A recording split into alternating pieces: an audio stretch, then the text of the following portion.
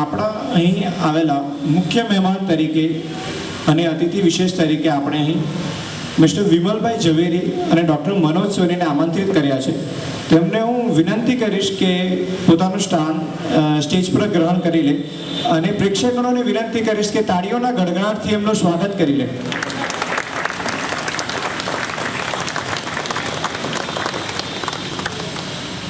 ખૂબ જ સરસ. પ્રેક્ષકોને એ અતિથિ વિશેષ માટે તો તાળીઓ વગાડી દીધી.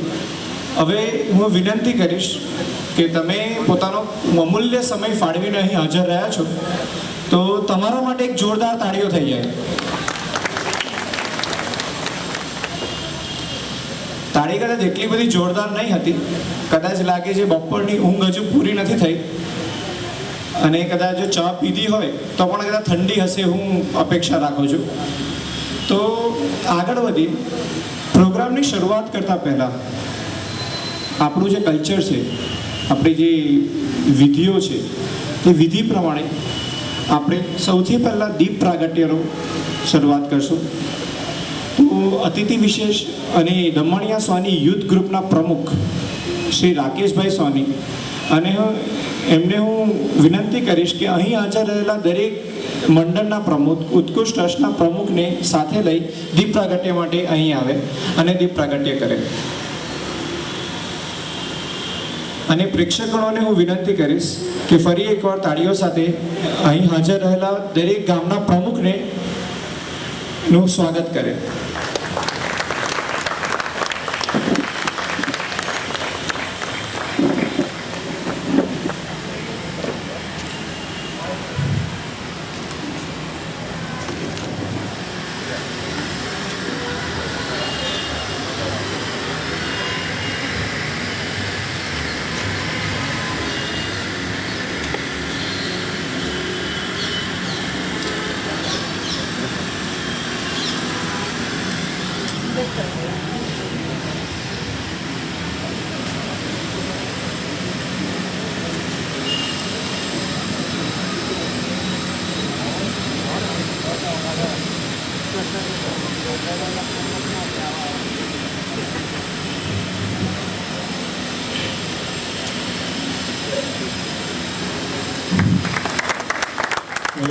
देवी सर्वभूतेषु मातृरूपेण संस्थिता नमस्तस्यै नमस्तस्यै नमस्तस्यै नमो नमः. या देवी सर्वभूतेषु शक्तिरूपेण संस्थिता नमस्तस्यै नमस्तस्यै नमस्तस्यै नमो नमः.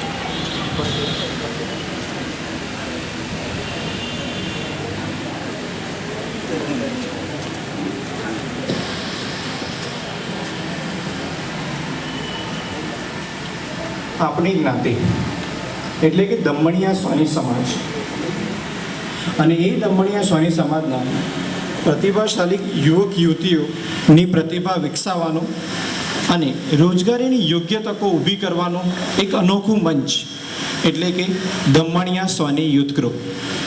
આ દમણિયા સ્વાની યુથ ગ્રુપનો પાયો નાખવાની મહત્વપૂર્ણ ભૂમિકા અમેરિકામાં સ્થિત આપણા એક જ્ઞાતિજન શ્રી મહેશભાઈ સ્વાનીએ કરી હતી. આ ગ્રુપ દ્વારા ઘણા બધા કાર્યો થઈ રહ્યા છે, એને હું તમને એક ઝાંખી આપી દઉં. સૌથી પહેલું કાર્ય આપણે જે વેબસાઇટ બનાવવાનું કહી રહ્યું છે, એ વેબસાઇટનું લોન્ચિંગ આપણે નવસારીમાં કર્યું હતું. એનું વેબસાઇટનું મેનેજમેન્ટ, વેબસાઇટના મેનેજમેન્ટ હેઠળ ન્યૂઝ છે, ઇવેન્ટ્સ, ફોટો ગેલેરી, જે નવા ઇવેન્ટ્સ આપણે ઓર્ગેનાઇઝ કરીએ છીએ દમણિયા સ્વાની સમાજ ખાતે અલગ અલગ ગામે, સુરત, વલસાડ, બિલીમોરા, એની ફોટો ગેલેરી ત્યાં તમને જોવા મળી શકશે. જોબ પોર્ટલ, મેટ્રિમોનિયલ, એડવર્ટાઇઝમેન્ટ જેવી અનેક સેવાઓ આ વેબસાઇટ મેનેજમેન્ટ દ્વારા કરવામાં આવે છે. અને એક SMS સર્વિસ, સૌથી મહત્ત્વનો પાયો એ છે ઇન્ફોર્મેશન, માહિતી, અને એ માહિતી સંચાર માટેનું ખૂબ જ સરસ માધ્યમ એટલે SMS સર્વિસ, જે આ દમણિયા સ્વાની યુથ ગ્રુપ દ્વારા ચલાવવામાં આવે છે. જેમાં અગત્યના સમાચારો, પ્રવૃત્તિ વિશેની માહિતી, અને તમને ટૂંકમાં કહી દઉં તો જે આ મોટો સંખ્યા અહીં આજે હાજર થઈ છે તેનું પણ શ્રેય આ SMS સર્વિસને જાય છે કે આપણે પર્સનલી કોઈના ઘરે જઈને કહેવું નથી પડ્યું કે તમે આ પ્રોગ્રામ માટે અહીં આવજો. એક SMS દ્વારા માહિતી મળતા જ આ મોટી સંખ્યા આપણે અહીં હાજર થઈ શકે છે. અને એની સાથે અવેરનેસ અને મોટિવેશનલ પ્રોગ્રામ, જે અવેરનેસ પ્રોગ્રામ આજે યોજી રહ્યા છે તે પણ આપણે દમણિયા સ્વાની સમાજ યુથ ગ્રુપ દ્વારા જ આયોજિત કરવામાં આવ્યો છે. અને સાથે સાથે કોમ્પ્યુટર લિટરસી અથવા કે કોમ્પ્યુટર લિટરસી કેમ્પેઇન જે કહી શકાય એ આપણે ચલાવ્યું છે, કેમ્પેઇન ચલાવ્યું છે, જેની હેઠળ ઘણા બધા આપણા વડીલોને કોમ્પ્યુટર વિશેની માહિતી આપવી. માહિતી એટલે કેવી કે આ કોમ્પ્યુટર છે, આનો આ આવે એ માહિતી નહીં, પણ એ કોમ્પ્યુટરને કેવી રીતે આપણે ઓપરેટ કરી શકીએ, ચલાવી શકીએ, એનો ઉપયોગ કરી શકીએ, અને સારામાં સારું એની સામે આપણે આઉટકમ મળે, રિઝલ્ટ મળે, તે માટેનો એક ટ્રેનિંગ સેમિનાર જે કેમ્પેઇન તરીકે યુથ ગ્રુપ દ્વારા યોજાય છે. અને ઘણી બધી એક્ટિવિટીઝ જે આપણે ભવિષ્યમાં પણ હાથે લેવાના છે, એવી એક્ટિવિટીઝની એક ઝાંખી તમને આપી દઉં તો ઇફેક્ટિવ પબ્લિક સ્પીકિંગ. આપણા બાળકો ખૂબ જ હોશિયાર છે, બધી જ માહિતી છે એમની પાસે, પૂછો કોઈ પણ સવાલ, જવાબ તરત જ મળશે તમને. પણ જ્યારે બોલવાની વાત આવે તો ઇઝીલી બોલી શકશે પેરેન્ટ્સ સામે, વાલીઓ સામે, મિત્રો સાથે, આપણા રિલેટિવ્સ સમક્ષ, આપણા જ્ઞાતિજનો સાથે. પણ જ્યારે સ્ટેજ પર ઉપર લાવીને મૂકી દઈએ તો ઘણા બાળકો એવા હોય છે કે બાળકો કહીએ કે યુથ કહીએ કે કોઈ પણ વર્ગના લઈ લો, કોઈ પણ એજ ગ્રુપના લઈ લો, તો મોઢા પર એવી ચુપ્પી છવાઈ જાય છે જાણે સાપ સૂંઘી ગયો હોય. તો એ પબ્લિક સ્પીકિંગને આપણે કેવી રીતે સારામાં સારું ડેવલપ કરી શકીએ એના માટેનો ખૂબ જ સરસ પ્રોગ્રામ આપણે ફ્યુચરમાં કરવા જઈ રહ્યા છે. એની સાથે સાથે resume writing, developing interview skills and job search. Okay, job શોધવા માટે, નોકરી શોધવા માટે ઇન્ટરવ્યૂ કેવી રીતે ફેસ કરવો, ઇન્ટરવ્યુઅર જે આપણું ઇન્ટરવ્યૂ લે છે કેવા સવાલ પૂછશે, આપણે કેવી રીતે એમનો જવાબ આપવો, અને એની પહેલાં આપણો બાયોડેટા, રિઝ્યુમે જેને કહેવામાં આવે છે, તે કેવી રીતે બનાવો જેથી આપણો રિઝ્યુમે તરત જ સિલેક્ટ થઈ શકે. એના માટેનું એક સુંદર પ્રોગ્રામનું આયોજન આપણે ફ્યુચરમાં કરવા જઈ રહ્યા છે. અને ઘણા પ્રોગ્રામ એવા છે કે જે વિચારણા હેઠળ છે, એને આપણે એવું કહી શકીએ કે પાઇપલાઇનમાં છે. એવા પ્રોગ્રામોની હું તમને ઝાંખી આપી દઉં તો એક આઉટબાઉન્ડ ટ્રેનિંગનું પ્લાનિંગ કરી રહ્યા છે. અને બીજું બોર્ડના સ્ટુડન્ટ્સ જે 10મા અને 12મામાં જે છે તેના માટે એક મોટિવેશનલ સેમિનારનું પણ આયોજન આપણે રાખવામાં જઈ રહ્યા છે ફ્યુચરની અંદર. હવે આ બધી કાર્ય આપણે જે અહીં કરી રહ્યા છે એના માટે આપણે સહાય જોઈશે, અને એ પણ એવી સહાય કે આર્થિક સહાય. તો એક અપીલ છે દમણિયા સ્વાની યુથ ગ્રુપ તરફથી કે ડોનેશનનું કાઉન્ટર અહીં આજે મૂકવામાં આવ્યું છે. જેને પણ પોતાની યોગ્યતા પ્રમાણે જે પણ ડોનેટ કરવું હોય તે યુથ ગ્રુપમાં કરી શકે. જે યુથ ગ્રુપને જે પણ ડોનેશન આવશે આ બધા કાર્યો હેઠળ, સારા કાર્યો હેઠળ ઉપયોગ કરવામાં આવશે. અને જે પણ તમે ડોનેશન અહીંયા ડોનેટ કરશો તે ઇન્કમ ટેક્સની અંદર ડિડક્શન તરીકે પણ તમને મળી શકશે. એની પણ પાકી રસીદ તમને મેળવવા પાત્ર છો. તો ડોનેશન માટે એક અપીલ છે કે આ સારા કાર્યો માટે એક તમારા સહાયની જરૂર છે.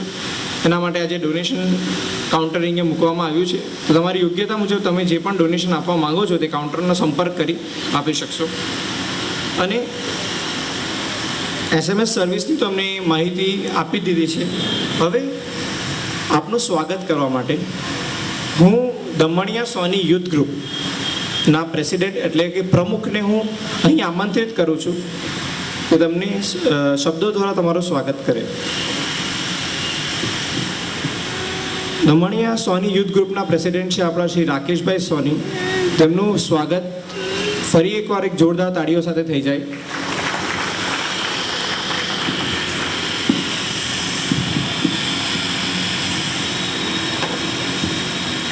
નમસ્કાર મિત્રો. દમણિયા સોની યુથ ગ્રુપના ફાઉન્ડર મેમ્બર શ્રી મહેશભાઈ પારેખે આપણને એક સંદેશો મોકલાયો છે.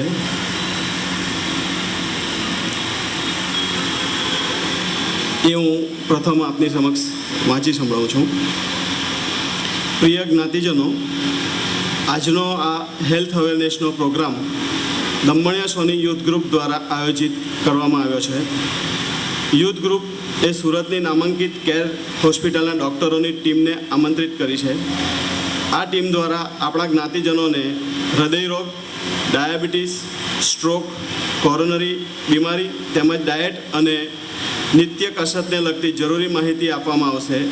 તે ઉપરાંત ઉપરોક્ત બીમારીઓને લગતા પ્રશ્નો પણ અહીં આપ પૂછી શકશો. આ સંદેશો દમણિયા સોની યુથ ગ્રુપના ફાઉન્ડર મહેશભાઈ પારેખનો હતો. આ કાર્યક્રમમાં અતિથિ વિશેષ તરીકે પધારેલ બિલીમોરાથી ડૉક્ટર મનોજભાઈ પારેખ તેમજ સુરતના શ્રી વિમલભાઈ ઝવેરી બંનેને આજના કાર્યક્રમમાં આપણે હાર્દિક સ્વાગત કરીએ છીએ. તે ઉપરાંત આપણને હેલ્થ વિશે જે જરૂરી માહિતી પૂરી પાડવાના છે એવા કેર હોસ્પિટલના ડૉક્ટર્સ ડૉક્ટર અપૂર્વ વસાવડા, ડૉક્ટર પ્રિતેશભાઈ પારેખ, ડૉક્ટર મહેશભાઈ વિંચુરકર, ડૉક્ટર નિકેશ દાવડા અને ડૉક્ટર રેશમાબેન દોડિયા એ સૌ ટૂંક જ સમયમાં આપણી સમક્ષ હાજર થશે.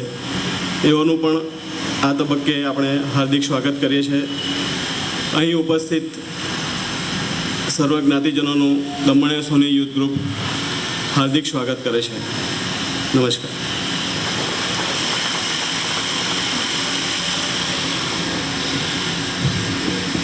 ધન્યવાદ રાકેશભાઈ. હવે આ હેલ્થ અવેરનેસનો જે પ્રોગ્રામ છે તેના માટે એક નાની એવી સ્પીચ રેડી કરી છે એક નાની છોકરીએ. નાની છોકરી બીજી કોઈ નહીં પણ આપણા રાકેશભાઈની દીકરી પોતે જ છે.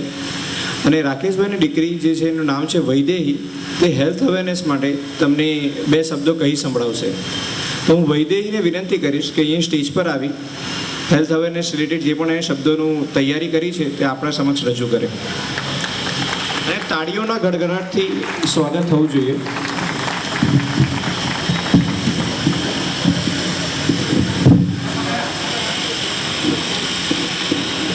Good afternoon, respected dignitaries and friends.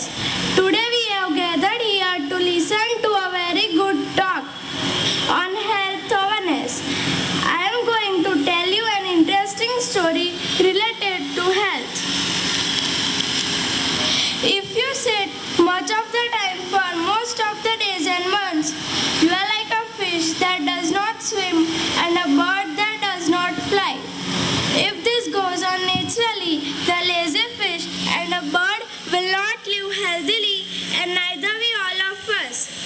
Long time ago, our great-great-grandparents kept strong and fit in their livelihood by hunting and farming, which include plowing, planting, and running after the same fishes and birds. Today, most people suffer from all different kinds of disease like high blood pressure, gout, heart attack, and stress-related disease, which cost world billions of dollars. The world should now stop eating and sleeping like a pig and do some exercise. Thank you and have a nice day.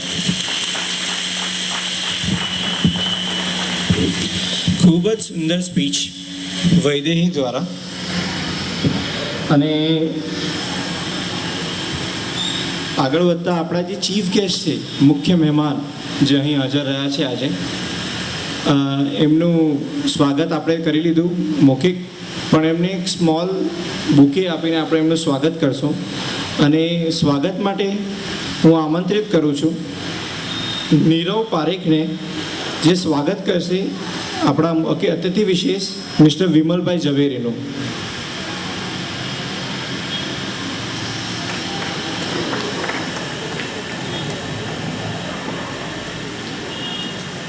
અને જ્ઞાતિજનોને હું વિનંતી કરીશ કે તાળીઓના ગડગડાટથી ફરી એકવાર સ્વાગત કરીએ.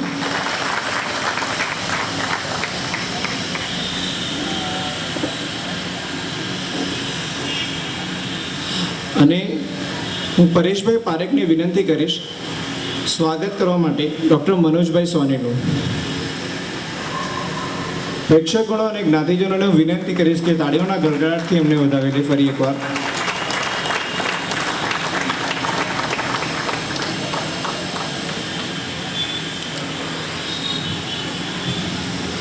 હવે આપણી સમક્ષ એક ખૂબ જ નામાંકિત અને જાણીતી હસ્તી હાજર થઈ ગઈ છે.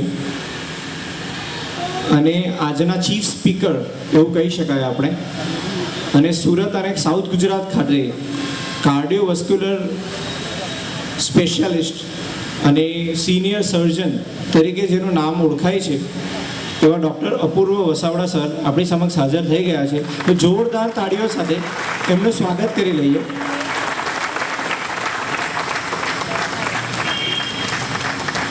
અને હું દમણિયા સોની યુથ ગ્રુપના પ્રમુખ રાકેશભાઈ સોનીને વિનંતી કરીશ કે અપૂર્વ સાહેબનું મોમેન્ટો અને બુકે દ્વારા ફેલિસિટેશન કરે, સ્વાગત કરે. અને ફરી એકવાર હું પ્રેક્ષકોને વિનંતી કરીશ કે જોરદાર તાળીઓ સાથે એમને આપણે વધાવી લઈએ. એમનો અમૂલ્ય સમય એમણે આપણે આજે આપ્યો છે, તેના બદલ આપણે ખૂબ જ આભારી છીએ સર તમારા. અને કાર્યક્રમને આગળ લઈ જતા આપણા જે અતિથિ વિશેષ છે એ પણ આ હેલ્થ ટોક વિશે બે શબ્દો આપણને કહેશે. તો અતિથિ વિશેષને આપણે બોલાવી લઈએ એકવાર. તો વિમલભાઈ ઝવેરીને હું વિનંતી કરીશ કે બે શબ્દો હેલ્થ ટોક વિશે.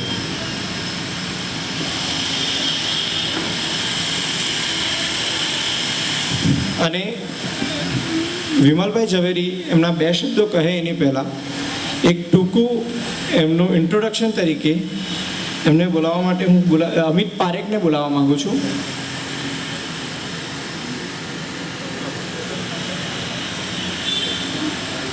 સૌરભ પારેખને હું બોલાવવા માગું છું એમને ટૂંકું ઇન્ટ્રોડક્શન આપવા માટે.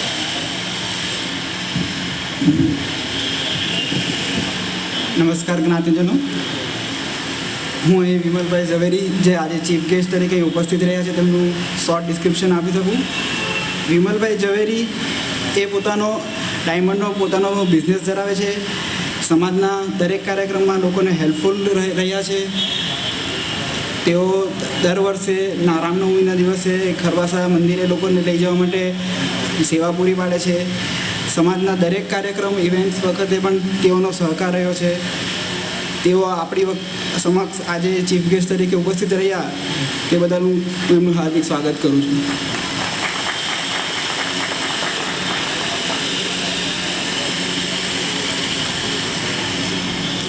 નમસ્કાર.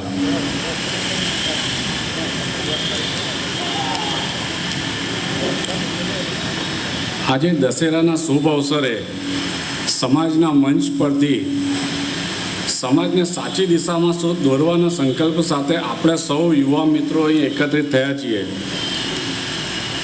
સૌભાગ્ય છે આપણું કે સુરતના સન્માનિત અને દિગ્ગજ ડૉક્ટરો શ્રી અપૂર્વભાઈ વસાવડા તથા એમની ટીમ આપણી સાથે એમનો અમૂલ્ય સમય ફાળવી ઉપસ્થિત છે. તબીબી વ્યવસાય એટલે ત્યાગ, સમર્પણ અને સમાજ સેવાનો પર્યાય. ડૉક્ટરો એટલે સમાજનું એવું અનમોલ આભૂષણ કે જે માણસને સ્વાસ્થ્યરૂપી સૌંદર્ય પ્રદાન કરે છે.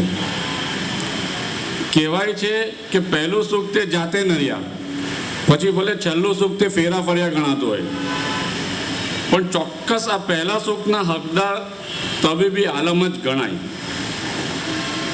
આવો આપણે સૌ વિશ્વના સૌથી યુવાન દેશના યુવાન પ્રતિનિધિઓ તરીકે એક સ્વસ્થ સમાજના નિર્માણના સંકલ્પ સાથે ઉપસ્થિત મહાનુભાવો પાસેથી માર્ગદર્શન મેળવીએ. મને મુખ્ય અતિથિ તરીકે આમંત્રિત કરવા બદલ આપ સૌનો ખૂબ આભાર માનું છું અને મંચ પર બિરાજમાન નામાંકિત મહાનુભાવોને આગ્રહભરી વિનંતી કરીશ કે અમારા સમાજના યુવા ધનને દિશા સૂચન કરી માર્ગદર્શન આપે. ધન્યવાદ.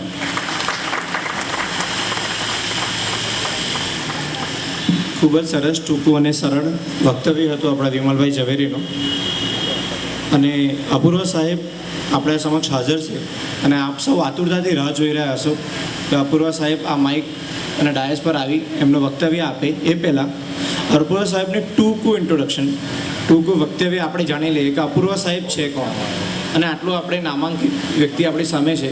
તો એમનું ઇન્ટ્રોડક્શન માટે હું બોલાવી લઈ છું મયંકભાઈ પારેખને. એમનું ટૂંકું ઇન્ટ્રોડક્શન આપશે.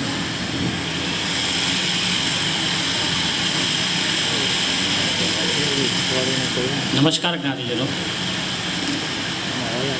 ડૉક્ટર અપૂર્વભાઈ વસાવડાનો પરિચય હું આપીશ. ડૉક્ટર અપૂર્વભાઈ વસાવડા કે જે સાઉથ ગુજરાતમાં 12 વર્ષથી કાર્ડિયોવેસ્ક્યુલર ઇન્ટરવેન્શનમાં બહોળો અનુભવ ધરાવે છે અને જેમણે 6000 કરતાં પણ વધારે ઇન્ટરવેન્શનલ પ્રોસિજર કરી છે. અને ડૉક્ટર અપૂર્વભાઈ વસાવડાનો એરિયા ઓફ ઇન્ટરેસ્ટ છે coronary angioplasty, permanent pacemaker, pediatric balloon intervention, critical neonates intervention, ASD and ADA devices closure અને ટ્રાન્સોફેગલ ઇકો. હવે ડૉક્ટર અપૂર્વભાઈ વસાવડાનું એજ્યુકેશનની વાત કરીએ તો 1988માં એમણે MBBSની ડિગ્રી MS યુનિવર્સિટી બરોડાથી હાંસલ કરી છે. ત્યારબાદ 1992માં MDની ડિગ્રી MS યુનિવર્સિટી બરોડાથી હાંસલ કરી છે અને 1995માં DM કાર્ડિયોલોજીની ડિગ્રી ગ્રાન્ડ મેડિકલ કોલેજ મુંબઈથી હાંસલ કરી છે. ડૉક્ટર અપૂર્વ સાહેબ વસાવડાનો અનુભવની વાત કરીએ તો ડૉક્ટર અપૂર્વભાઈ Vasavada senior registrar cardiology at grand medical college Mumbai 3 વર્ષ સેવા બજાવી ચૂક્યા છે. Visiting consultant to Cumballa hill hospital Mumbai 4 વર્ષ સેવા બજાવી ચૂક્યા છે. Visiting consultant to HN hospital Mumbai 1996થી 2000 સુધી 4 વર્ષ સેવા બજાવી ચૂક્યા છે. Consultant interventional cardiologist at Mayo hospital Baroda 1996થી 1999 સુધી 3 વર્ષ સેવા બજાવી ચૂક્યા છે. Consultant interventional cardiologist at BD Mehta Mahavir heart institute Surat 7 વર્ષ એમણે સેવા બજાવી ચૂક્યા છે. Senior interventional cardiologist at care hospital Surat ફેબ્રુઆરી 2009થી એમની જોડે સંલગ્ન છે અને આજે આપણી સમક્ષ હાજર છે. સો વેલકમ સર.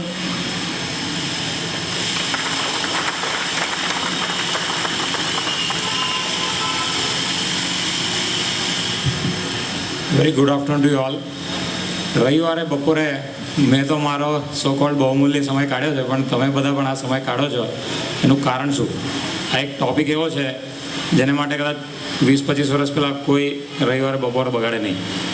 સો આ વસ્તુ સાંભળવા અહીંયા કેમ લોકો ભેગા થયા છે એનું કારણ એ છે કે તમારામાંથી મોટાભાગના કોઈ સગા, કોઈ ઓળખીતા, કોઈ કલીગ એવા હશે કે જેમને આ રોગે પરચો દેખાયો છે અને એને લીધે તમને એને જાણવાની આતુરતા છે. ઘણા એવા હશે કે જેમના ફેમિલીમાં બીમારી ચાલતી હશે. તમારામાંથી ઘણા એવા હશે કે જે વારંવાર હેલ્થ ચેકઅપ એડવર્ટાઇઝ કરતી હોસ્પિટલ્સમાં જઈને હેલ્થ ચેકઅપ કરાયા હશે સબસિડાઇઝ ભાવે. અને મારી પાસે ઘણા બધા મારા ક્લિનિકમાં એવા પેશન્ટ આવે છે કે જે પેશન્ટ હોતા નથી પણ બનવાની કોશિશ કરતા હોય છે આ હેલ્થ ચેકઅપ કરાવીને. હેલ્થ ચેકઅપ ઘણા લોકો એવા હોય છે કે જે દર 6 મહિને કરાવે છે, જેટલો મોકો મળે એટલે હેલ્થ ચેકઅપ કરાવે, તો વચ્ચે કંઈ નથી હોતું. અને તે જ હું ડિસ્કસ કરવા માગું છું કે આ બીમારી જે આપણે હૃદયના બધા રોગો નથી ડિસ્કસ કરવાના, પણ મેઇનલી હૃદયની નળી બ્લોક જે છે એથેરોસ્ક્લેરોસિસ બીમારી, જેને લીધે હાર્ટ એટેક આવે અને હૃદયને નુકસાન થાય, તે અત્યારે મેજર સ્કોર છે. અહીંયા આપણા દેશમાં એપિડેમિક ચાલી રહ્યું છે અને નાની ઉંમરે એપિડેમિક જોવા મળે છે. અને ખાસ કરીને હું જે કોમ્યુનિટીને એડ્રેસ કરી રહ્યો છું એની વિશે મને પર્ટિક્યુલર અનુભવ છે કે ઘણી જ યંગ એજ પર આ બીમારી જોવા મળે છે અને થોડી જુદી જ ટાઈપની બીમારી જોવા મળે છે. એટલે સૌથી ઇમ્પોર્ટન્ટ આમાં એ વસ્તુ છે કે આ બીમારીને ચેકઅપ કરીને પકડવી એના કરતાં એને ડેવલપ નહીં થવા દેવા માટે મહેનત કરવી તે વધારે અગત્યનું છે. અને આ બીમારીનું મૂળ નખાય છે એકદમ નાની ઉંમરે, જે મોટાભાગનાની કલ્પનાની બહાર હશે. અને મેડિકલ સાયન્સની કલ્પના પણ હતીની છેલ્લા 10 વર્ષથી 20 વર્ષમાં જ સંશોધન થયા છે કે બીમારીની શરૂઆત થાય છે 5 થી 10 થી 15 વર્ષની ઉંમરે, જે નળીમાં છારી જામવાની પ્રક્રિયા શરૂ થાય છે. અને જનરલી વેસ્ટર્ન વર્લ્ડમાં આ બીમારી પહેલો પરચો બતાવે છે 45 થી 55 વર્ષે પુરુષોમાં અને 50 થી 60 વર્ષે સ્ત્રીઓમાં. પણ આપણા દેશમાં 10 થી 20 વર્ષ ઓછી ઉંમરે પહેલો પરચો ઘણાને બતાવે છે. પણ છતાંય તમે જુઓ તો વિન્ડો ઓફ ઓપોર્ચ્યુનિટી જેને કહેવાય કે આપણી પાસે એક અવકાશ છે લગભગ 20 થી 25 વર્ષનો, કે જે દરમિયાન તમે જો અમુક ધ્યાન રાખો તો આ બીમારીને ઘણા અંશે રોકી શકાય અથવા ડીલે કરી શકાય. આ જ વસ્તુ પહેલો પરચો બતાવ્યા પછી પણ કરી શકાય છે, જે મોટાભાગના લોકો કરે છે અને ઘણા તો પણ નથી કરતા. પણ એ મોટાભાગે બહુ લેટ થઈ જાય, કારણ કે જે આ બીમારીનું સૌથી ખરાબ સ્ટેટિસ્ટિક્સ છે તે છે કે હૃદયરોગના હુમલાથી જે મૃત્યુ થાય છે એ 100 મૃત્યુમાંથી 60 થી 65 એવા હોય છે કે જે હોસ્પિટલ કે ડૉક્ટર પાસે પહોંચી જ નથી શકતા. પહેલો જ ફટકો ખરાબ હોય છે. એટલે આવી જ બીમારીનું એક જ સોલ્યુશન છે કે એને તદ્દન રોકો, પહેલો ફટકો આવવા જ નહીં દો. અને એ ઘણા લોકો એવું માને છે કે કોઈ રોકવાની શક્યતા નથી, જેને થવાની તો થાય છે, નસીબ પર છે. એવી પણ વાત નથી. એ ફેટલિસ્ટિક એટીટ્યૂડની જરૂર નથી, કારણ કે ઘણી બધી વસ્તુ આપણે આપણી લાઈફસ્ટાઈલમાં ફેરફાર કરવાથી એવી કરી શકીએ કે જેનાથી આ બીમારીને ડીલે કરી શકાય કે રોકી શકાય. બીમારી મૂળ શું છે? નળી હૃદયની છે તે માનવામાં આવે કે પાઇપ છે. ઘરમાં દાખલા તરીકે પાઇપ સપ્લાય થાય છે તો પાણી આપે, પણ એ નિર્જીવ વસ્તુમાં પણ કચરો જામી અને અટકાવ આવી શકે, અથવા એર બબલ ફસાઈ જાય તો તમારે ઠોકીને કાઢવું પડે. એવી રીતે આ જીવતી પાઇપ છે. આની દિવાલ એ જીવતું ટિશ્યુ છે. અને એના લેયરમાં જો ખામી આવે, અમુક જે દુર્ગુણ છે, રિસ્ક ફેક્ટર જેને કહેવાય, કોલેસ્ટ્રોલ છે, સ્મોકિંગ છે, ડાયાબિટીસ છે, બ્લડ પ્રેશર, વજન વધારે, આ બધા રિસ્ક ફેક્ટર છે બીમારીના, જે આ બધાને મોટાભાગનાને ખબર હશે. કારણ કે જે લોકો ઇન્ટરેસ્ટથી આ વસ્તુ સાંભળવા આવ્યા છે એને થોડું નોલેજ તો હોય જ એવું માનું છું. હવે આ કન્ડિશનમાં જો નળીની અંદરની જે સિંગલ સેલ લાઇનિંગ છે તે કોઈ કારણથી બગડે તો એ બ્લડના અમુક કોન્ટેક્ટ બેરિયર તૂટી જાય અને અંદર કચરો જામવા લાગે, જેમાં ફાઇબર, કોલેસ્ટ્રોલ, ગ્લુકોઝની પ્રોડક્ટ્સ, આ બધી ઘણી બધી વસ્તુ જામે, અંદર સોજો આવે અને ધીરે ધીરે આ બીમારી પ્રોગ્રેસ થાય, જેના મૂળિયા નખાય છે એકદમ નાની ઉંમરથી.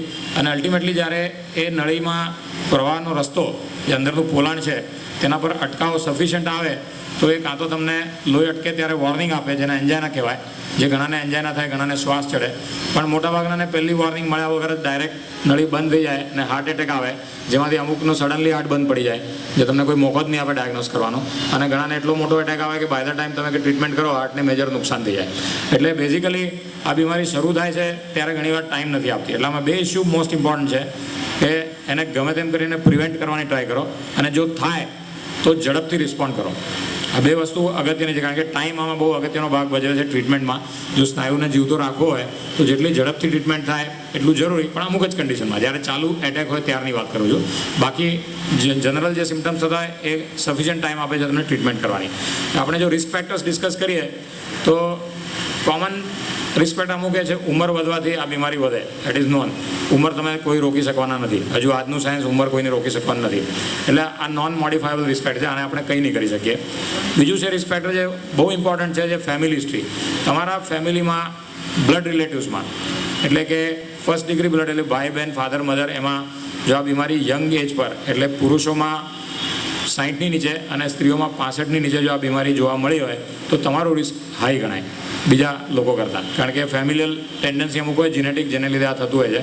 આ રિસ્ક ફેક્ટર જો તમારા ફેમિલીમાં હોય તો નાની ઉંમરથી જ સ્કૂલ એજથી કાળજી રાખવી જરૂરી છે. અને આ સૌથી ઇમ્પોર્ટન્ટ પીરિયડ છે સ્કૂલ એજ, કે જ્યારે તમને મેક્સિમમ ઓપોર્ચ્યુનિટી છે કે તમે આ બીમારીને લાંબા ગાળે રોકી શકો. બીજું રિસ્ક ફેક્ટર છે જેન્ડર. સ્ત્રીઓ થોડી પ્રોટેક્ટેડ હોય છે જ્યાં સુધી એમના અંતઃસ્ત્રાવ ઇસ્ટ્રોજનના વહેતા હોય છે ત્યાં સુધી પ્રોટેક્ટ હોય. 45 વર્ષની ઉંમર પછી જેમ એજ વધે તેમ સ્ત્રીઓનું બીમારીનું લેવલ પણ પુરુષોની નજીક આવે છે અને 55 વર્ષે લગભગ ઇક્વલ થઈ જાય છે, પ્રોટેક્શન જતું રહે છે. જો સ્ત્રીઓમાં ડાયાબિટીસ હોય તો બીમારી વહેલી થાય છે અને ડાયાબિટીસવાળી સ્ત્રી પુરુષની જેટલી જ હાઈ રિસ્ક ગણાય બીમારી થવા માટે. આ 3 રિસ્ક ફેક્ટર એવા છે કે જે મોડિફાય આપણે કરી નહીં શકીએ, પણ એ સિવાય અમુક ફેક્ટર એવા છે કે જેને આપણે કંટ્રોલ ઘણા અંશે કરી શકીએ. આપણે ડિટેલમાં બધા ફેક્ટર ડિસ્કસ નહીં કરીએ. બ્લડ પ્રેશર એક એવી વસ્તુ છે કે જે સાયલેન્ટ કિલર છે. આ મોટાભાગની આપણે જે રિસ્ક ફેક્ટરની બીમારી ડિસ્કસ કરીશું તો જ્યાં સુધી દેખા નહીં થાય ત્યાં સુધી બધું સાયલેન્ટ જ હોય છે, એટલે તમારે એને શોધવા જવું પડે. પણ એને શોધ્યા કરવા કરતાં અને શોધીને ડાયગ્નોઝ કર્યા પછી એને કંટ્રોલ કરવાની જે મહેનત જરૂરી છે તે મોટાભાગના લોકો નથી કરતા. બ્લડ પ્રેશર, ડાયાબિટીસ કે ડાયાબિટીસ પહેલાંનું સ્ટેજ એટલે કે શુગર હાઈ હોય પણ ડાયાબિટીસની રેન્જ પર નહીં પહોંચી હોય, આ બંને વસ્તુ એ રિસ્ક ફેક્ટર છે જે આગળ જતાં પ્રોબ્લેમ કરી શકે. કોલેસ્ટ્રોલ કે ચરબી વધારે હોય, સારું કોલેસ્ટ્રોલ ઓછું હોવું જે સૌથી કોમન રિસ્ક ફેક્ટર છે આપણે ત્યાં, HDL કોલેસ્ટ્રોલ ઓછું હોવું તે ઇમ્પોર્ટન્ટ છે. પણ સૌથી ઇમ્પોર્ટન્ટ જે કોમન રિસ્ક ફેક્ટર છે જે બધા જ પેશન્ટમાં હોય. મારી પાસે 100 પેશન્ટ આવે કે જેમને એન્જિયોગ્રાફીમાં બીમારી નીકળે કે અમે એટેક ટ્રીટ કરીએ કે બાયપાસ કરીએ, એવા 100 પેશન્ટ તમે લો તો એમાંથી સૌથી કોમન રિસ્ક ફેક્ટરમાં HDL કોલેસ્ટ્રોલ ઓછું હોય તે સૌથી કોમન રિસ્ક ફેક્ટર છે. બાકીના રિસ્ક ફેક્ટર જે હાઈ કોલેસ્ટ્રોલ છે, ડાયાબિટીસ છે કે બ્લડ પ્રેશર છે, બધા લગભગ 25-25% હોય છે. લો HDL કોલેસ્ટ્રોલ એ આપણા દેશમાં ખાસ કરીને પુરુષોમાં સૌથી કોમન રિસ્ક ફેક્ટર છે, લગભગ 70-80% પેશન્ટમાં જોવા મળે છે અને એનું કોઈ મૂળ હજુ સાયન્સ શોધી શક્યું નથી. આ એક એવો કોનન્ડમ છે HDL કોલેસ્ટ્રોલ જેમાં હજુ મેડિકલ સાયન્સને પણ ફાંફા પડે છે કે સમજવામાં આટલું એડવાન્સ છે તો પણ. અને એને હાલમાં ગાઈડલાઈન જ છે કે એને ઉપર લાવવા માટે જે સૌથી ઇમ્પોર્ટન્ટ વસ્તુ છે કે તમારી લાઈફસ્ટાઈલ કંટ્રોલમાં રાખો. અને એમાં બેઝિકલી તમારું વજન ઇન ધ સેન્સ આખા શરીરમાં જે અહીં કે હિપ્સ પર વજન હોય એટલું રિસ્કી નથી, પણ જે પેટની આસપાસ વજન હોય, પેટની અંદર અને પેટની આસપાસ જે ચામડી હોય એની જાડાઈ, એ વજન છે તે નુકસાનકારક હોય છે, સ્ત્રી હોય કે પુરુષ હોય બંનેમાં. અને જનરલી આ વજનની ટેન્ડન્સી નાની ઉંમરથી શરૂ થતી હોય છે અને જેમ 25-30 વર્ષ પછી તમારી મેટાબોલિક રેટ ઓછો થાય બોડીનો નેચરલી, એટલે જેને ટેન્ડન્સી હોય તેનું વજન સડનલી વધે છે અને એ જો તમે કંટ્રોલ નહીં કરો તો આ બીમારી ઊભી થવાનો ચાન્સ બહુ હાઈ છે. હવે તમારામાંથી ઘણા એવા લોકો હશે કે તમે જોયા છે કે એકદમ એક્સ્ટ્રીમલી જાડા હોય પણ છતાંય વર્ષો સુધી કંઈ નથી થતું. એટલે આ વસ્તુ સમજવાની છે કે આ રિસ્ક ફેક્ટર છે એ હોય તો એનો મતલબ નહીં કે 100% તમને બીમારી થવાની, પણ જો એ રિસ્ક ફેક્ટર હોય તો તમારો બીમારી થવાની શક્યતા ઘણી વધી જાય છે. એનો મતલબ એને કે બધાને જ થશે.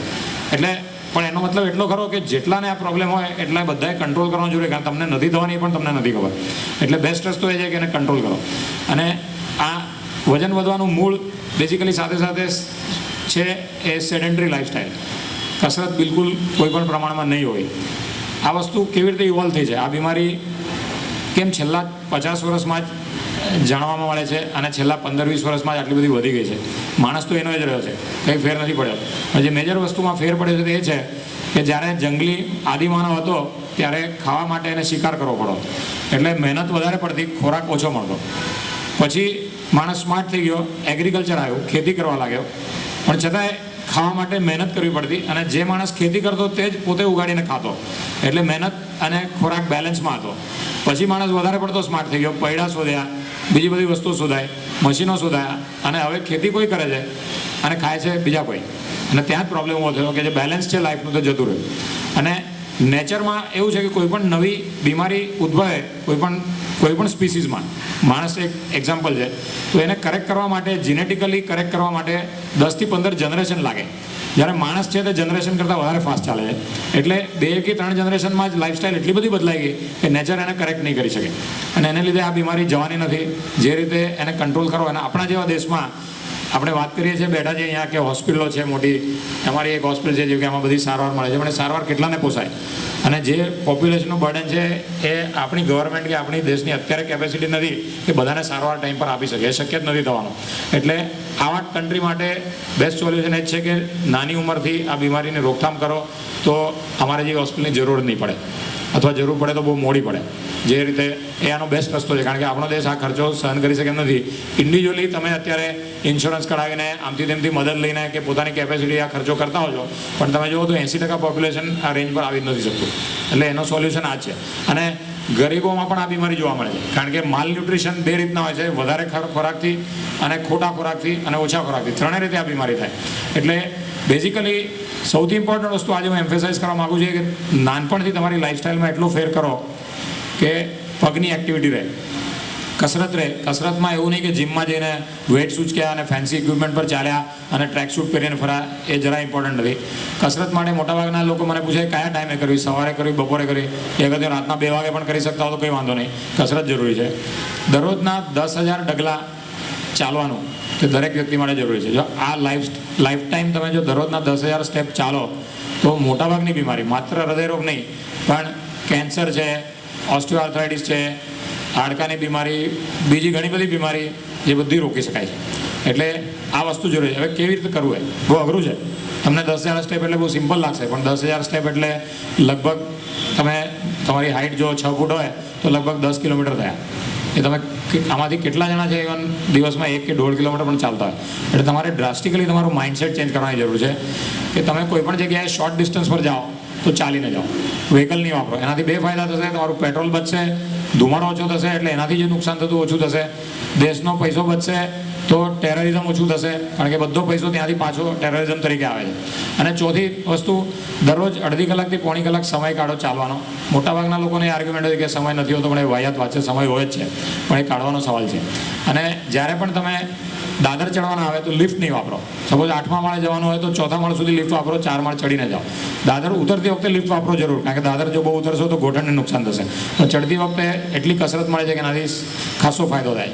આટલું સિમ્પલ વસ્તુ જો બધા કરતા થઈ જાય તો ડેફિનેટલી હેલ્થ સુધરી શકે. બીજું છે, આપણે કદાચ 5-7 વર્ષ પછી આપણી ગવર્મેન્ટ પાસેથી અને મ્યુનિસિપાલિટી પાસેથી એક્સપેક્ટ કરી શકીએ કે રસ્તા પર સેફલી માણસ ચાલી શકે અને સાયકલ ચલાવી શકે એવી જો સિચ્યુએશન લાવી શકે તો આ દેશની હેલ્થ સુધરી શકશે.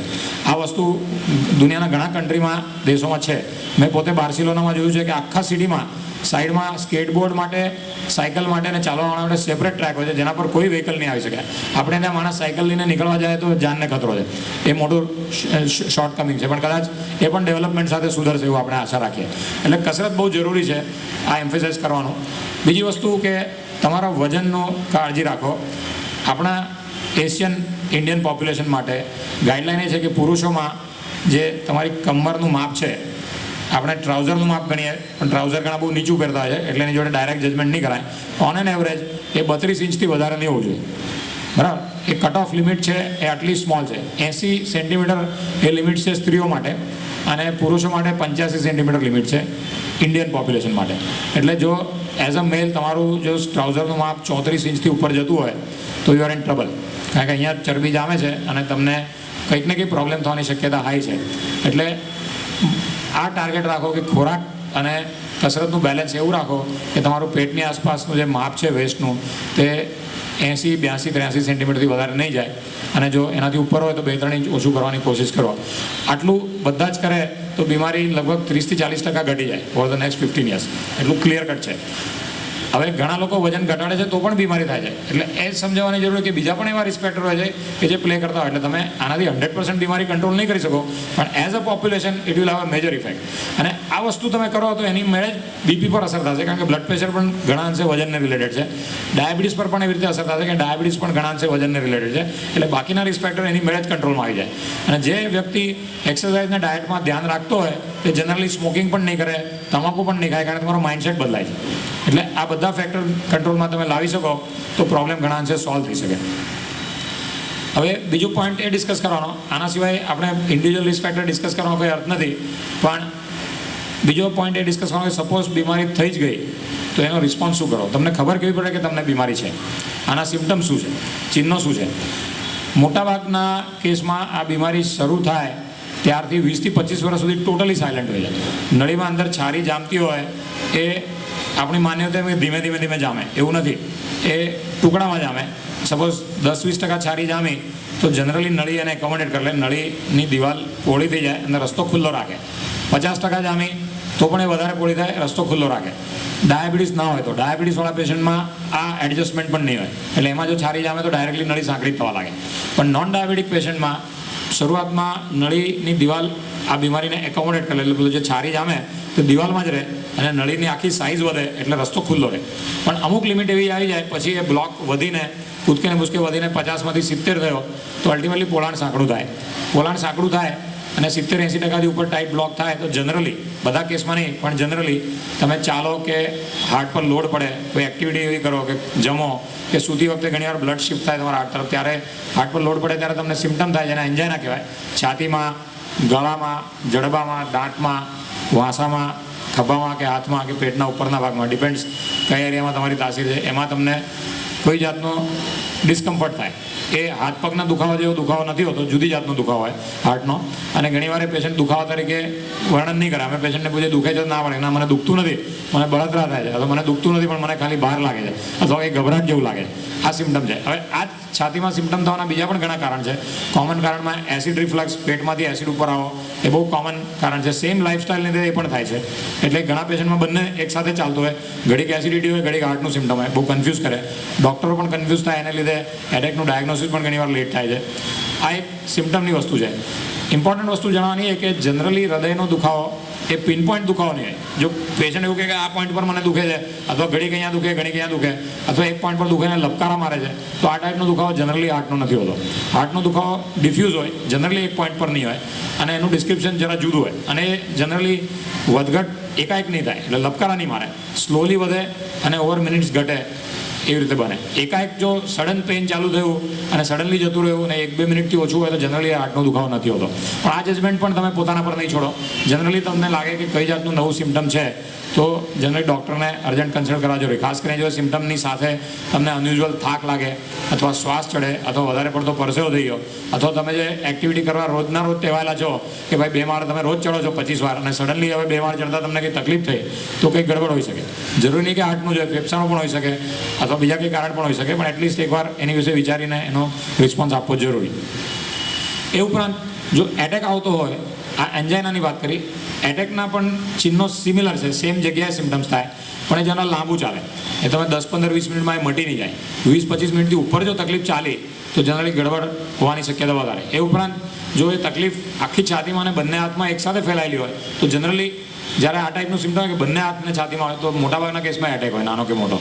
પણ જે ડિફિકલ્ટ પાર્ટ એ છે કે 100 એટેકના પેશન્ટમાંથી લગભગ કહેવાય ને કે 30-40 હોય જેને કોઈ જ સિમ્ટમ નથી હોય, ટોટલી સાયલન્ટ હોય, કોઈ જાતનો દુખાવો નહીં થાય, કોઈ જાતની ભીસ નહીં આવે, કોઈ જાતની બળતરા નહીં થાય, એટલે તમને ખબર જ નહીં પડે. અને જ્યારે ખબર ક્યારે પડે કે જ્યારે એટેક પૂરો થાય અને હાર્ટને નુકસાન થયું અને પછી પમ્પિંગમાં પ્રોબ્લેમ થાય, ત્યારે તમને ખ્યાલ આવે કે હવે શ્વાસ ચડવા લાગ્યો, થાક લાગ્યો, અને પછી જ્યારે તમે તપાસ કરો ત્યારે તપાસ પછી ડૉક્ટર એવું કે તમને 2 દિવસ પહેલાં એટેક આવેલો છે. અથવા ઘણા LICનું પોલિસી લેવા જાય અને ECG કરાવે તો કે ભાઈ તમને આગળ એટેક આવી ગયેલો છે. આ ઘણીવાર બને છે.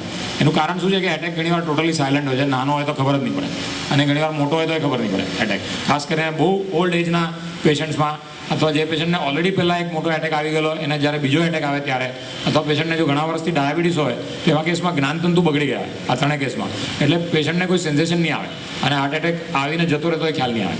આ ટોટલી સાયલન્ટ એટેક કહેવાય. એટલે આવા કેસમાં સિમ્ટમ્સ જે છે ઇક્વિવેલન્ટ સિમ્ટમ્સ, કે અનયુઝ્યુઅલ થાક લાગવો, એકદમ સડનલી ચક્કર આવી જવા, પરસેવો છૂટી જવા, અથવા કારણ વગર શ્વાસ ચડવો, આ બધા પણ સિમ્ટમ હાર્ટના હોઈ શકે. દુખાવો થાય એવું જરૂરી નથી.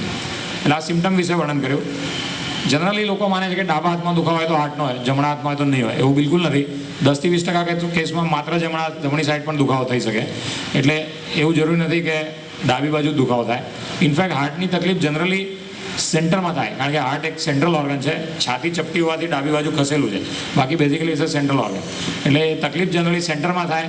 કોઈ વાર ડાબી બાજુ થાય, કોઈ વાર જમણી બાજુ પણ થઈ શકે. એવું નથી કે જમણી બાજુ નહીં થાય. જો તમને છાતીના દુખાવા સાથે ગળામાં કે જડબામાં તકલીફ થઈ, અને જો દાંતમાં અને ગળામાં કોઈ તકલીફ ના હોય તો એ લગભગ શ્યોરલી હાર્ટની તકલીફ હશે.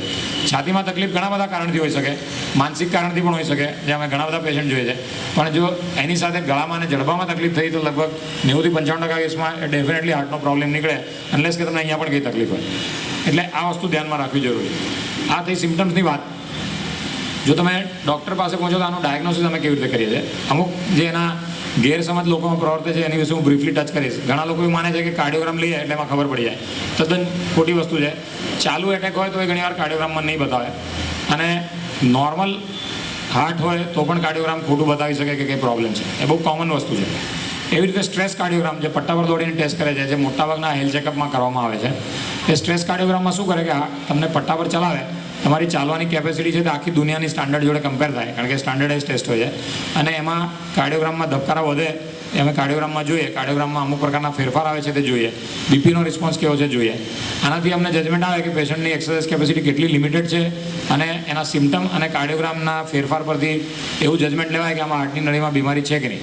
પણ છેલ્લા 10 વર્ષથી આ સ્ટ્રેસ ટેસ્ટ લગભગ 75થી કરાતો આવ્યો છે અને હવે વાઇડલી અવેલેબલ છે. આપણા સિટીમાં લગભગ 25-50 જગ્યાએ ટેસ્ટ થતો હશે. પણ હવે નવી ગાઈડલાઇનમાં એવું ખબર પડી છે કે એ ટેસ્ટમાં એટલી બધી ખોટા રિઝલ્ટ આવે છે કે જેને કંઈ જ પ્રોબ્લેમ નહીં હોય એને ટેસ્ટમાં બીમારી બતાવે. અને તમે આજે હેલ્થ ચેકઅપ્સમાં જશો કોઈ પણ હોસ્પિટલમાં તો એ સ્ટ્રેસ ટેસ્ટમાં લગભગ મારી પાસે દરરોજ 1 કે 2 પેશન્ટ આવે કે જે કોઈક જગ્યાએ હેલ્થ ચેકઅપ કરાવીને આવે અને સ્ટ્રેસ ટેસ્ટમાં પ્રોબ્લેમ બતાવે. પેશન્ટ કે મને તો કંઈ નથી, હું તો 5 માળ આરામથી ચડું છું. આ લોકો કહે છે તમને એન્જિયોગ્રાફી કરવાની જરૂર છે. તો એ શું છે? That is false positive stress test. ઘણીવાર કારણ વગર જ ECG બતાવતો હોય. અને યુનાઇટેડ કિંગડમમાં ઓલરેડી ઓફિશિયલ ગાઈડલાઇન આવી ગઈ છે કે national institute of clinical excellence એ લોકોની જે કમિટી છે એ બધું ગાઈડલાઇન આપે છે. ગાઈડલાઇન ઓલરેડી ગયા વર્ષે આવી ગઈ કે આ ટેસ્ટ જે પેશન્ટને કંઈ જ તકલીફ ના હોય એને માટે એ ટેસ્ટ વાપરવો જ નહીં, સ્ટ્રેસ ECG. કારણ કે મોટાભાગના કેસમાં મિસલીડ કરે છે. એટલે તમને સિમ્ટમ વગર જે સ્ટ્રેસ ટેસ્ટ આ બધા હેલ્થ ચેકઅપમાં કરાવો છો, ઇન્ક્લુડિંગ મારી હોસ્પિટલમાં, હું ડેડલી અગેન્સ્ટ છું એની, એ ટોટલી વાહિયાત વસ્તુ છે. એનાથી મોટાભાગે પેશન્ટ મિસલીડ થાય છે.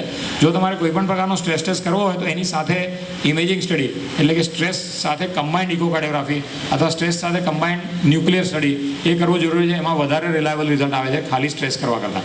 એટલે આ વસ્તુ એક જાણકારી તમારા માટે. કારણ કે હેલ્થ ચેકઅપ છે તે બહુ એબ્યુઝ થાય છે આપણા દેશમાં. અને આનો સ્ટેટિસ્ટિક્સ તમને આપું તો ડાયાબિટીસવાળા પેશન્ટ તમે જો કે હાઈએસ્ટ રિસ્કવાળા ગણાય કે જેને ડાયાબિટીસ હોય એમાં હાર્ટની બીમારી થવાનું રિસ્ક હાઈએસ્ટ. તો મોટો યુએસએમાં ફ્રેમિંગહામ સ્ટડી ચાલે છે જેમાં ઓલમોસ્ટ 60ના દશકાથી આખું પોપ્યુલેશન છે અમુક એનું કન્ટિન્યુઅસ છેલ્લા 40 વર્ષ 45 વર્ષથી ફોલોઅપ ચાલે છે આ બીમારીના દેખરેખ રાખવા માટે એના આખા ફેમિલીનો જનરેશન્સનો. અને એ કોહર્ટમાંથી આ સ્ટડી આવ્યો છે કે એ લોકોએ વચ્ચે 10 વર્ષ સુધી એવો સ્ટડી કર્યો કે ડાયાબિટીસવાળા લોકોને અડધાને રેન્ડમલી રેગ્યુલર હેલ્થ ચેકઅપ કર્યા અને હેલ્થ ચેકઅપ પ્રમાણે ગાઈડન્સ આપીને ટ્રીટમેન્ટ કરીને બધું કર્યું. અને બાકીના અડધાને વગર હેલ્થ ચેકઅપ એમ જ રાખ્યા કે તકલીફ થાય તો જ કંઈ ચેક કરવાનું, નહીં તો નહીં કરવાનું. અને 10 થી 12 વર્ષને અંતે તારણ એ આવ્યું કે કંઈ ફેર નથી પડતો. ડાયાબિટીસવાળા પેશન્ટમાં પણ કંઈ ફેર નથી પડતો. આના 2 રીઝન છે કે હેલ્થ ચેકઅપ તમે કરો ત્યારે એડવાન્સ્ડ બીમારી હોય જે નળીમાં ટાઈટ બ્લોક હોય તો જ પકડાય, એ પણ 20-25% કેસમાં મિસ થાય છે. જ્યારે આ બીમારી જ્યારે તકલીફ આપે છે ત્યારે એડવાન્સ બીમારીમાંથી આપે એવું જરૂર નહીં, 20% છારીમાંથી પણ મોટો એટેક આવી શકે. એટલે તમે એડવાન્સ બીમારી નથી એવું પેશન્ટને સ્ટ્રેસને બધું કરીને કહો તો ઘણીવાર ઊંધી અસર થાય છે કે પેશન્ટ બેફિકરું થઈ જાય, મને તો કાંઈ નથી. અને પછી 6 મહિના વર્ષ સુધી સ્ટ્રેસ ટેસ્ટ બીજો કરાવે ત્યાં સુધી ખેડ ચલા, ખાવાનું પણ એવું ને એવું ચાલે, એક કસરત પણ નહીં કરે, વજનનું કેર નહીં લે. એટલે ઉલટાનું આ ચેકઅપ કરવાથી નુકસાન થયું ગણાય. કારણ કે તમે પેશન્ટને ખાલી ખોટી રીતે રિએશ્યોર કરો છો કે તને કંઈ નથી, જ્યારે એને અહીંયા ફાન બનેલી હોય, સ્મોકિંગ કરતો હોય, ચાલતો નહીં હોય, ખોરાકમાં કંઈ ઠેકાણા નહીં હોય, તો તમે એને સલાહ આપવાને બદલે તમે એવું કહો છો ના તને કંઈ નથી. જ્યારે બીજું પેશન્ટ એવું હોય કે જેને કંઈ જ નહીં હોય અને પેલા સ્ટ્રેસ ટેસ્ટમાં ગડબડાય તમે એને એન્જિયોગ્રાફી કરવાનું પડે. એટલે બધું કેઓસ થઈ જાય. એટલે આ વસ્તુ આખી ખોટા રસ્તા પર છે જે ઓલરેડી મેડિકલ સાયન્સને રિયલાઇઝ થઈ રહ્યું છે. આ યુકેમાં પહેલી ગાઈડલાઇન આવી, બીજામાં પણ આવવાની છે. અત્યારે આપણા દેશમાં ઊંધું ચાલે છે તદ્દન. એટલે મેઇન વસ્તુ વગેરેનું એમ્ફેસાઇઝ કરું કે તમે ગમે તેટલી વાર ડૉક્ટરને મળવાને ચેક કરો, આ બીમારી સાયલેન્ટ છે, તમને અંદરથી નહીં ખબર પડે. હવે એની નવી ટેકનોલોજી આવી છે જે આપણે ડિસ્કસ કરીએ. અને પહેલાં હું ઇકોકાર્ડિયોગ્રાફી કહું. મારા ત્યાં મોટાભાગના પેશન્ટ આવે તો એ હાર્ટની સોનોગ્રાફી એટલે ઇકોકાર્ડ આવે. હવે એટલી બધી કોમન ટેસ્ટ થઈ છે બધાને જ ખબર હોય. એટલે પેલી મનમાં બી હોય ને સર ઇકોકાર્ડિયોગ્રાફીને જોઈ લો ને. હવે તમે ઇકોકાર્ડિયોગ્રાફીને જોઈ લો તો એ જ પ્રોબ્લેમ. 3 નળી બ્લોક હોય અને 2 કલાક પછી તમારું ડેથ થવાનું હોય તો ઇકોકાર્ડિયોગ્રાફીમાં કંઈ નહીં બતાવે. આ તાજું એક્ઝામ્પલ છે, હું નામ નહીં આપું પણ બહુ જાણીતા શહેરના શખ્સ જે નવી હોસ્પિટલ જે બનવાની છે કતારગામવાડીના મેઇન ડોનર કરોડોપતિ, he died like that few days back. Stress test કરાવીને ગયા અને ડ્રાઈવ કરીને ઘરે જતા હતા અને રસ્તામાં એક્સપાયર થઈ ગયા. સ્ટ્રેસ ટેસ્ટને લીધે નહીં, સ્ટ્રેસ ટેસ્ટ નોર્મલ જ હતો, કોઈનો વાંક નહોતો. પણ આ એમ્ફેસાઇઝ કરવાનો કે અંદર બીમારી એવી હોય છે કે જે સ્ટ્રેસ ટેસ્ટમાં બધી બીમારી નથી પકડી શકાતી, બરાબર ને. એટલે એક જ સોલ્યુશન છે કે તમને રિસ્ક ફેક્ટર હોય તો એને તમે એવું માનીને જ ચાલો કે મને અંદર બીમારી છે જ અને એને કંટ્રોલ કરવાની છે. એ બેસ્ટ એપ્રોચ છે આ બીમારીને ટેકલ કરવાનો. હવે નવા ટેસ્ટ એવા આવ્યા છે કે રિસ્ક ફેક્ટર્સ જે આપણે જોઈએ છે, તો એ તમને કોલેસ્ટ્રોલ છે, તમારું વજન વધારે, ડાયાબિટીસ છે, એનો મતલબ એવું નહીં કે તમને બીમારી થઈ ગઈ છે, 10 વર્ષ પછી થવાની હોય, 10 દિવસ પછી પણ થવાની, એ કેવી રીતે ખબર પડે. એટલે હવે એનાટોમિક સ્ટડીઝ આવ્યા છે કે જેમાં તમે ડાયરેક્ટલી બીમારીના ચિહ્ન શરૂઆતના જુઓ.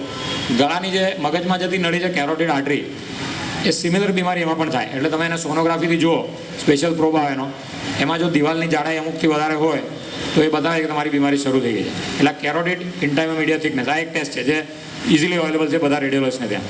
બીજો ટેસ્ટ છે એન્કલ બ્રેકિયલ ઇન્ડેક્સ. પગમાં પ્રેશર માપે અને હાથમાં પ્રેશર માપે. જો પગનું પ્રેશર હાથના પ્રેશરથી જનરલી વધારે હોય 20%, એ જો ઇક્વલ હોય કે ઓછું હોય 10% બાય, તો એનો મતલબ કે તમારી પગની નળીમાં પણ છારી શરૂ થઈ ગઈ છે. તો એ બતાવે છે કે બીમારી શરૂ થઈ ગઈ છે. એવી રીતે હાર્ટ માટે સીટી સ્કેનથી ટેસ્ટ. આ ટેસ્ટ બધા થોડા મોંઘા છે એટલે રૂટીનલી વાપરવા માટે નથી, પણ 1000 થી 2000 રૂપિયાની વચ્ચેના ટેસ્ટ છે આ બધા, પણ ઇઝીલી અવેલેબલ છે. કેલ્શિયમ સ્કોર ટેસ્ટ, એ હાર્ટનું સીટી સ્કેન કરે. નળીમાં જો ઘણા વર્ષથી છારી જામેલી હોય તો એનું હાડકું બની જાય નળીની દિવાલમાં, એ કેલ્શિયમ તરીકે દેખાય. નોર્મલ નળીમાં બિલકુલ કેલ્શિયમ નહીં હોવું જોઈએ. એકદમ એડવાન્સ એજ સાથે થોડું ઘણું કેલ્શિયમ એક્સેપ્ટેબલ હોય, પણ જો તમારી નળીમાં કેલ્શિયમ સ્કોરમાં કેલ્શિયમ બતાવે તો એનો મતલબ કે તમારી બીમારી શરૂ થઈ ગઈ. ભલે તમે 10 માળ ચડતા હો કે ગમે તે કરતા હો, પણ અંદર બીમારી છે તો તમારે વધારે કાળજી રાખવાની જરૂર. એટલે આ 3 એક નવા ટેસ્ટ છે કે જે તમને એકચ્યુઅલ બીમારી બતાવે છે instead of going by risk factors, which probably નવી ગાઈડલાઇન પ્રમાણે અને જે નવા હેલ્થ ચેકઅપ ડેવલપ થશે તેમાં આ ટેસ્ટ વધારે વપરાશે એકવાર સસ્તા થતા જશે તો, instead of using the other test which are fallacious. બરાબર. એટલે આ થઈ બીમારીના ડિટેક્શન વિશેની વાત. હવે જે ટેકનિક વિશે બહુ જ ગેરસમજ પ્રવર્તે છે અને અમે એનો જે સિચ્યુએશન અમારા માટે પણ ડિફિકલ્ટ થઈ જાય ઘણીવાર, એ એન્જિયોગ્રાફી અને એની આગળ જતી ટ્રીટમેન્ટ, જેમાં સખત ગેરસમજ પ્રવર્તે છે. અને એમાં નથી ડૉક્ટરોનો વાંક, થોડો ઘણો ડૉક્ટરનો વાંક છે, મોટાભાગે હોસ્પિટલનો વાંક છે, અને ઘણા અંશે પેશન્ટોનો પણ વાંક છે અને પોપ્યુલેશનનો પણ. એના કારણ અને આખી દુનિયામાં છે, આપણે ત્યાં જ નથી. આ બીમારીને પ્રિડિક્ટ કરવી બહુ અઘરી છે, એટલે ઘણીવાર તમારે ડાયગ્નોસિસ માટે એન્જિયોગ્રાફી જરૂરી હોય. એટલે અમે એન્જિયોગ્રાફી 2 કારણથી કરીએ. એક કે જેમાં ડાયગ્નોસિસ બીજા ટેસ્ટથી ખબર નહીં પડતી હોય, અથવા તો સિમ્ટમ એટલા સ્ટ્રોંગ હોય અથવા એટલા વારંવાર થતા હોય કે આપણે એન્જિયોગ્રાફી સિવાય બીજો કોઈ રસ્તો નહીં, ફાઇનલી 100% સેટલ કરવું જરૂરી. એટલે ઘણાને અમને ખબર હોય કે ભાઈ આને હાર્ટનું તકલીફ નથી, પણ 25 વાર પેશન્ટ આવતું હોય અહીંયા દુખે અને કોઈ પણ ટેસ્ટમાં ક્લિયર નહીં થતું હોય તો એની ખાતરી કરવા માટે પણ કરવી પડે. એક એન્જિયોગ્રાફીનું રીઝન છે. બીજું રીઝન છે કે પેશન્ટને સિમ્ટમ એટલું બધું સ્ટ્રોંગ લાગતું હોય કે ટેસ્ટ કરવાનો કોઈ અર્થ જ નહીં હોય, ડાયરેક્ટલી એન્જિયોગ્રાફી જ કરવાની જરૂર હોય. ને સૌથી કોમન રીઝન જે છે કે જે ઓલરેડી ડાયગ્નોસ થઈ ગયું, ભાઈ એટેક જ આવેલો છે ઓલરેડી, અથવા ચાલુ એટેક છે, અથવા તો ઇસીજીમાં ઓલરેડી પ્રોબ્લેમ બતાવે છે, ઇકોમાં ઓલરેડી પ્રોબ્લેમ બતાવે છે, અથવા બહુ ટિપિકલ સિમ્ટમ છે જેના ટ્રીટમેન્ટથી પણ કંટ્રોલમાં નથી આવતું. આ બધામાં ક્લિયર છે કે બીમારી ઓલરેડી એક્ઝિસ્ટિંગ છે. હવે આપણે એન્જિયોગ્રાફી બીમારી કેટલી છે અને એના માટે શું કરી શકાય તે જોવા કરીએ છીએ. એટલે એક ડાયગ્નોસ્ટિક ટેસ્ટ છે અને બીજો પ્રોગ્નોસ્ટિક છે કે થેરાપ્યુટિક ટેસ્ટ છે. બરાબર છે. એમાં કરે છે શું તમને બધાને ખબર છે. પહેલાં અમે પગમાંથી કરતા, હવે છેલ્લા 5 વર્ષથી રૂટીનલી 90 થી 95 થી 58% કેસમાં અમે હાથમાંથી કરીએ છીએ, કારણ કે ઇટ ઇઝ સેફર. થોડું વધારે પેઇનફુલ પણ ટેકનિકલી મચ સેફર. એમાં મેજર કોમ્પ્લિકેશન થવાનો ચાન્સ ઘણું જ ઘટી જાય બ્લીડિંગને લીધે. અને એ જનરલી ઓન એન એવરેજ 8 થી 9 મિનિટ લાગે છે આ ટેસ્ટને. અને જો રેડિયલથી કરીએ તો હોસ્પિટલનો સ્ટે પ્રોસિજરથી પહેલાં 2 કલાક ને પછી 2 કલાક, એટલે 4 કલાકનો સ્ટે હોય છે. અને આજકાલ અમે ઇવન એન્જિયોપ્લાસ્ટી કરીએ છીએ, એમાં પણ એકચ્યુઅલી 2 કલાકમાં રજા આપી શકાય હોય છે, પણ આપણે ત્યાં કોઈ એક્સેપ્ટ નહીં કરે એ વસ્તુ. પણ ફ્રાન્સમાં અને જર્મનીમાં ઓલરેડી આ વસ્તુ થાય છે કે જો એપોઇન્ટેડ એન્જિયોપ્લાસ્ટી હોય પ્લાન્ટ, તો સવારે પેશન્ટ વહેલું દાખલ થાય અને 11 વાગે નોકરી પર જાય. કારણ કે એ લોકોને ત્યાં 2 પ્રોબ્લેમ છે. નોકરી મિસ કરે તો એક પ્રોબ્લેમ, અને બીજો પ્રોબ્લેમ કે બેડ જો હોસ્પિટલમાં રાખે તો બેડનો ચાર્જ ખૂબ વધી જાય. બેડ નહીં રાખે, દાખલ નહીં કરે તો ચાર્જ ઘટી જાય. એટલે ત્યાં એ લોકોએ દેવ કન્વર્ટેડ ઇન્ટુ ઓપીડી પ્રોસિજર રેડિયલને લીધે. આપણે ત્યાં જો એ શક્ય નથી, પણ અમે ધારીએ તો કરી શકીએ એવું છે, કારણ અમે અત્યારે ઓલરેડી 36 કલાકે બધા પેશન્ટને રજા આપીએ છીએ. એટલે આ એક એડવાન્ટેજ છે આ પ્રોસિજરનો. એન્જિયોગ્રાફી કરાવતી વખતે મારે ત્યાં પેશન્ટ આવે અને હું કહું કે એન્જિયોગ્રાફી કરાવવા નક્કી થાય તો મોટાભાગના લોકો એક પ્રશ્ન પૂછે કે સાહેબ કેટલા પૈસા લઈને આવ્યા, એન્જિયોપ્લાસ્ટી કરવાની હશે તરત ને તરત કરવાની ને એમ. આ તદ્દન ખોટો ખ્યાલ છે. આ વસ્તુ ઘણા પેશન્ટોએ પોતાની કન્વિન્સ માટે પહેલાં ચાલુ કરેલું કે દેખાય તો પતાવી દો, પાછા કોણ આવે. પણ ધીમે ધીમે પ્રોસિજર વિશે એટલી બધી ગેરસમજને સસ્પિશન ઊભું થઈ ગયું છે કે હવે ઊંધું થઈ ગયું છે. હું તમને મારો એક્ઝામ્પલ આપું. હું પહેલાં બોમ્બે કામ કરતો, જ્યારે અહીંયા મહાવીર બની નથી હોસ્પિટલ, કોઈ કેથલેબ નથી, તો આ પ્રોબ્લેમ મેં ક્યારે ફેસ નથી કર્યો. અમે પેશન્ટને સાચી જ સલાહ આપીએ છીએ અને ત્યારે પેશન્ટ બ્લાઇન્ડલી સાચી સલાહ માનતા. બરાબર છે.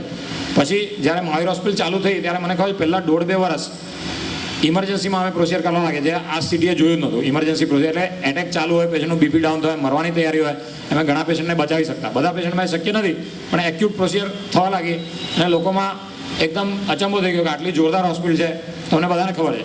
અને પહેલાં 1.5 થી 2 વર્ષ એવું હતું કે પેશન્ટને ચાલુ એટેક હોય અને અમે બહાર આવીને કહીએ કે આમાં એન્જિયોપ્લાસ્ટી તરત કરવી પડશે, અને અમે એને ખર્ચો શું એક્સપ્લેન કર્યો. ઘણા પેશન્ટ એવું કે ટાઈમ નહીં બગાડો સાહેબ, જલ્દી કરો પછી વાત કરશું એમ, પેશન્ટને બચાવો પહેલાં. પછી ધીમે ધીમે એવું થયું કે પ્રોસિજર વધારે પડતી થવા લાગી. આ બાકી દુનિયામાં થાય છે. અને ઘણીવાર પેશન્ટને પ્રેશરાઇઝ કરવામાં આવે, જરૂર નહીં હોય તો પણ, કે હમણાં કરાવો. હવે તમને ચોખ્ખી વાત કહું કે 100 પેશન્ટ તમે એન્જિયોગ્રાફી કરો તેમાંથી હાર્ડલી 2 કે 3 એવા પેશન્ટ હોય જેને અર્જન્ટ એન્જિયોપ્લાસ્ટીની જરૂર હોય, જેને ચાલુ એટેક હોય અથવા જેને છેલ્લી 24 કલાકમાં વારંવાર તકલીફ થઈ હોય અને એટેકની તૈયારી હોય, જે એન્જિયોગ્રાફીમાં પણ દેખાતું હોય, કાર્ડિયોગ્રામની ઇકોમાં પણ દેખાતું હોય, આવા જ પેશન્ટમાં એકચ્યુઅલ ઇમરજન્સી કે અર્જન્ટ જરૂરી હોય. બાકીના બધા પેશન્ટમાં એટલો ટાઈમ તો હોય જ કે તમે આરામથી પેશન્ટને બહાર લઈ ડિસ્કસ કરીને પછી કરી શકો. પણ આમાં બંને તરફથી પ્રેશર હોય. હોસ્પિટલનું પ્રેશર કોમર્શિયલ પ્રોજેક્ટ છે, ઇવન ટ્રસ્ટ હોસ્પિટલો પણ કોમર્શિયલ છે, ભૂલી જાઓ કે કોઈ ટ્રસ્ટ હોસ્પિટલ છે. એ ડૉક્ટરો પર પ્રેશર નાખે, ડૉક્ટરનું પોતાનું પ્રેશર હોય કે એ પણ માણસ છે, એ પણ ધંધો કરે છે. કોઈ પણ ભગવાન નથી. તમે શરૂઆતમાં બોલ્યા ભાઈ ખોટી વસ્તુ છે. કોઈ ડૉક્ટર કે કોઈ આ જમાનામાં કોઈ ભગવાન નથી. કોઈને ભગવાન બનાવવાના નહીં. મને કોઈ ભગવાન કે તો મને બીક લાગે, બરાબર છે, કે જવાબદારી વધી જાય. નહીં, કોઈ ભગવાન નથી. તમારે પોતાની જાત પર ટ્રસ્ટ રાખવાનો અને ફાઇન્ડ આઉટ કે તમે સાચા રસ્તે જાઓ છો કે નહીં. આ વસ્તુ બહુ જરૂરી છે. અને મોટાભાગના કેસમાં અર્જન્ટ ડિસિઝન નથી